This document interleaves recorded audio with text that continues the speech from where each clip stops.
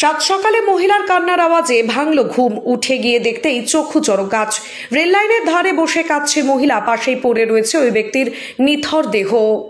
ঘটনায় চাঞ্চল্য ছড়িয়ে পড়ে এলাকায়। পাশাপাশি খবর ছড়িয়ে পড়তেই জমে যায় ভিড়।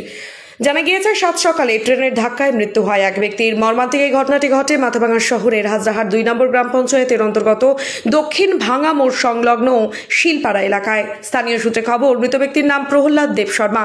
পেশায় পুরোহিত হিসেবে খ্যাতি ছিল ওই ব্যক্তির। এদিকে ঘটনার খবর পেয়ে ঘটনাস্থলে আসে আরপিএফ ও মাথাভাঙা থানার পুলিশ এসে মৃতদেহ উদ্ধার করে ময়নাতদন্তের জন্য নিয়ে যায়।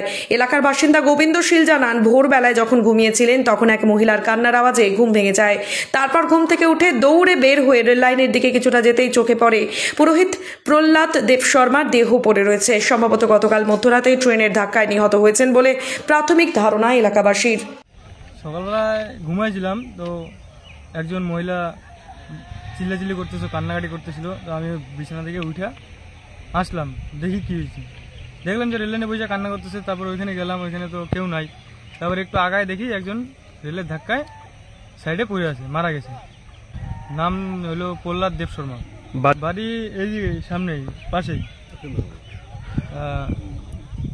মারা গেছে।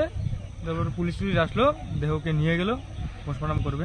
এই জায়গাটার নাম হলো শিলপাড়া, সবাই চিনে, কিন্তু দক্ষিণ ভাঙা মোড়। হ্যাঁ, আমার নাম গোবিন্দ শীল শর্মা।